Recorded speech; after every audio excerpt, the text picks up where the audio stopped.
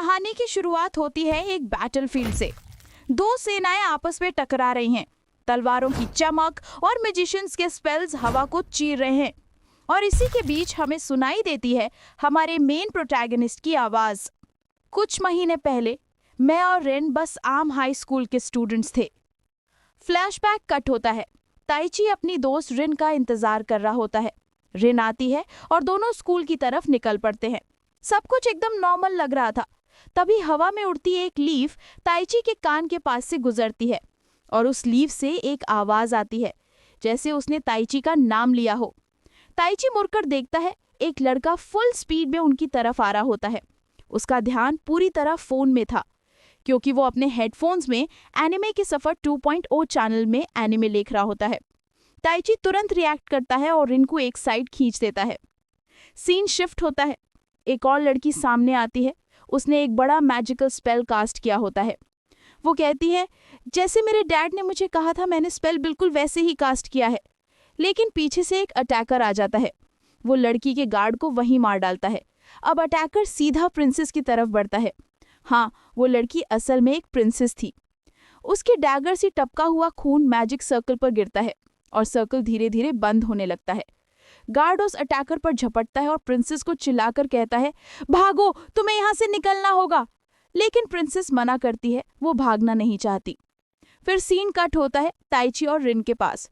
ताइची बोलता है, अरे तुम ठीक हो? उस साइकिल वाले एनिमे लवर को ध्यान देना चाहिए, वरना कभी भी किसी को उड़ा देगा।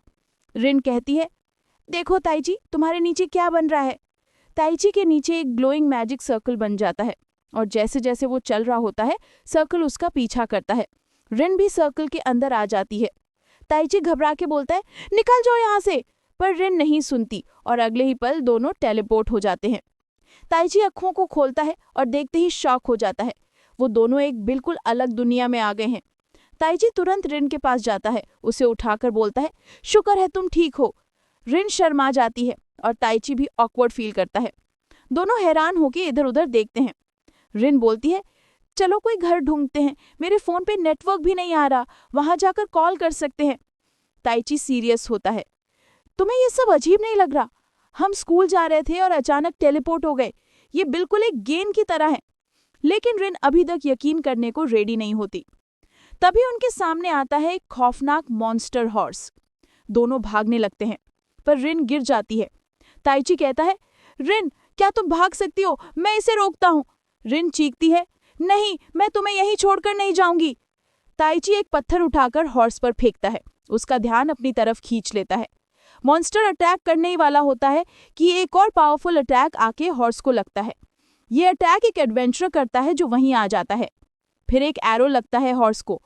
एरो शूट करने वाला कहता है, ऑब्सिडियन हॉर्स बहुत खतरनाक होते हैं, इन पे मिथ्रिल एरोज ही काम आते हैं। ताइची समझ नहीं पाता कि ये लोग क्या कह रहे हैं। एडवेंचर समझाता है, इनके हॉर्न्स ऑब्सिडियन से बने होते हैं और तुम जिस एरिया में आए हो, यहाँ पे ऐसे मॉन्स्टर्स आम हैं। फिर एक छोटी लड़की आती है। वो अपने मैजिक से मॉन्स्टर को जला देती है। उसका नाम है मजीला। वो अपने साथी से कहती है, रेगुलता, जाओ और उसके हॉर्न्स को रिट्रीव करो। ये सब देखकर ताइची फाइनली समझ जाता है, हम एक दूसरे वर्ल्ड में आ गए हैं और ये वर्ल्ड एकदम गेम जैसा है। वो डिसाइड करता है कि अब वो और रिन साथ मिलकर अपना घर जाने का रास्ता ढूंढेंगे। रात होती है, सब डिनर करते हैं। टेबल पर एडवेंचरस ताइची और रिन से पूछते हैं, तुम्हें देखकर नहीं लगता कि तुम इस वर्ल्ड से हो? तुम्हारे कपड़ा भी अलग लग रहे हैं। ताइची और रिन चुप रहते हैं। मजीला मुस्कुरा के कहती है, ठीक है, जवाब देने की जरूरत नहीं, लेकिन सुनो, अभी कुछ टाइम पहले जो वैगन्स शहर की तरफ जा रहे थे, उन पर अटैक हुआ है। तुम्हारे पास वेपन्स नहीं है और यहाँ डेंजर हर जगह मेन है। तुम्हें अलर्ट रहना होगा। बेलेथिन ये बता रहा होता है कि टाउन में और आसपास के एरियाज में अजीब अजीब सी चीजें हो रही हैं। ताइची पूछता है, क्या तुम हमें टाउन तक लेके जा सकते हो? और ये उस पे मान जाता है। ताइची अब रिन के पास आ गया था, जो कि अकेली बैठी हुई थी।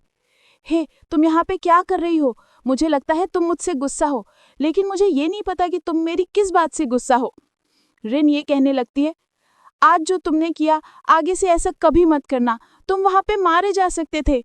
और ताइची ये समझ गया था कि ये मॉन्स्टर वाली बात को लेकर नाराज है और वो उससे माफी मांगता है। और वो उससे कहती है, चलो मुझसे प्रॉमिस करो कि तू मुझे अकेला नहीं छोड़ेगा। अच्छा ठीक है, अब चाहे कुछ भी हो जाए मैं तुम्हें अकेला कभी नहीं छोड़ूंगा। अब चाहे जो भी मुसीबत आए हम मिलके उसका सामना करेंगे। अगली सुबह ये सभी लोग एस्पायर टाउन पहुंच गए थे और वो एडवेंचरर इन्हें ये बताने लगे ये टाउन काफ़ी ज़्यादा बिजी रहता है और ये एल्स्टन मैजिक किंगडम का काफ़ी इंपॉर्टेंट पार्ट है। अब ये लोग इन दोनों को एडवेंचर गिल्ड के पास ले आए थे। वो इनसे कहते हैं, क्या तुम सच में एक एडवेंचर बनना चाहते हो? ताइची कहता है, हम इस वर्ल्ड में न्यू है तो हमें देखना पड़ेगा कि हम क्या काम कर सकते हैं। और वो लोग इन्हें पैसे देके यहाँ से चले जाते हैं। अब ये लोग अंदर आ गए थे। यहाँ पे बहुत सारे एडवेंचरर और ड्वार्फ्स थे। यहाँ की रिसेप्शनिस्ट इन्हें एक मैनुअल देती है जिसमें यहाँ के बारे में सारा कुछ लिखा हुआ है। लेकिन ये लोग इस मैनुअल को देखकर काफ़ी ज़्यादा शॉक थे क्योंकि इस पे जो लैंग्वेज लिखी हुई थी वो काफ़ी ज़्यादा अजीब थी।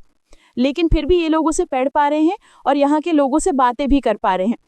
तभी रिसेप्शनिस्ट इनके पास एक मैजिक सर्कल लेके आती है। दरअसल मैं आपका एक एप्टीट्यूड टेस्ट लेने वाली हूँ जिससे मुझे पता चलेगा कि आपके पास क्या क्या पावर है। लेकिन भाई ये बात सुनकर ये दोनों थोड़े से परेशान लगते हैं। अब जैसे ही रिन उस क्रिस्टल पे हाथ रखती है तो वो कहती है, मुझे पता ही था मेरा कुछ नहीं होने वाला क्योंकि मैं इस वर्ल्ड में न्यू हूँ। तभी उस क्रिस्टल में अजीब सी लाइनें जलने लगती हैं और वो रिसेप्शनिस्ट ये देखकर काफ़ी ज़्यादा शॉक थी। तुम कौन हो? और ताइची से भी वो सेम सवाल पूछती है। ताइची कहता है, मुझे नहीं पता आप किस चीज़ के बारे में बात कर रही हैं। और जैसे ही ताइची उस क्रिस्टल पे हाथ रखता है तो वो क्रिस्टल ही टूट जाता है। रिसेप्शनिस्ट ये देखकर काफ़ी ज़्यादा शॉक थी। ज़रा मुझे 1 मिनट देना, मैं अभी आई।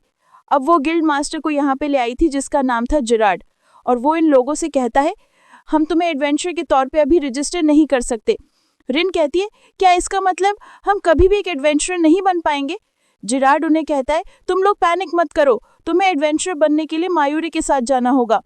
अब मायूरी इन दोनों को एक घर पे ले आई थी और जैसे ही वो दरवाज़ा खटखटाती है जिसे देखकर रिन ताइची की आंखें बंद कर लेती है। तुम यहाँ पे कुछ भी मत देखना। घर के अंदर से एक लड़की निकलती है। मायूरी उसे ये कहती है, ये तुमने कैसे कपड़े पहने हुए हैं? और वो लड़की कहती है, ये मेरा घर है, मैं कैसे भी कपड़े पहन सकती हूँ। और इस लड़की का नाम था लीमिया और वो ये इस बात को सुनकर काफ़ी ज़्यादा शॉक थी कि इन दोनों की पावर से वो मैजिक क्रिस्टल भी टूट गया और अब वो इन्हें मैजिक मेजरिंग डिवाइस देती है और ये डिवाइस इनकी पावर को यहाँ पे डिस्प्ले करेगा। और यहाँ पे ताइची का जो पावर लेवल आया होता है वो था 0। लीमिया इन दोनों से कहती है, तुम दोनों मेरे स्टूडेंट हो और मैं तुम्हें ट्रेन करूंगी। फिर हम किंगडम का सीन देखते हैं जहाँ पे एक बंदा ये कह रहा होता है, हमारे लीडर की तुमसे काफ़ी ज़्यादा एक्सपेक्टेशन है, तो जाओ उन लोगों को ढूंढो जो कि दूसरे वर्ल्ड से यहाँ पे समन हुए हैं। और इस इंसान के हाथ में वही लीफ होता है जो कि ताइची के कान के पास से होकर गुजरा था। अब लीमिया ताइची को ये बताती है, तुम्हारी मैजिक कैपेसिटी 1,20,000 है और तुम्हारी स्ट्रेंथ 40,000, ये तो काफ़ी ज़्यादा है। वहीं रिन की मैजिक कैपेसिटी थी 37,000 और उसकी स्ट्रेंथ थी 50,000। रिन और ताइची ये सुनकर काफ़ी ज़्यादा शॉक थे क्योंकि उन्हें ऐसा लग रहा था कि शायद वो काफ़ी ज़्यादा पावरफुल है। जिस पर लीमिया ये कहती है, भले ही तुम्हारे पास कितनी भी ज़्यादा पावर हो, अगर तुम्हें उसे यूज़ नहीं करना आता तो तुम इससे अपनी जान ले सकते हो। ताइची कहता है, क्या हो अगर हम इसे कंट्रोल करना सीख जाएं? लीमिया उन्हें ये बताने लगती है, तुम लोग ए रैंक के एडवेंचरर से भी ऊपर हो और तुम लोग तो रॉयल मेजेस से भी काफ़ी ज़्यादा पावरफुल हो और तुम चुटकियों में पूरे नेशन को ख़त्म कर सकते हो। ये सुनकर ताइची काफ़ी ज़्यादा शॉक था। और अगर तुम्हारा खुद का नेशन होगा तो तुम्हारे पास पैसे भी काफ़ी ज़्यादा होंगे, तो तुम जितनी चाहे उतनी बीवियाँ रख सकते हो। और ये कहते हुए वो ताइची के काफ़ी ज़्यादा करीब आ गई थी। तभी रिन ताइची की आंखें बंद कर लेती है। ओए बदतमीज़, अपनी आंखें बंद रख।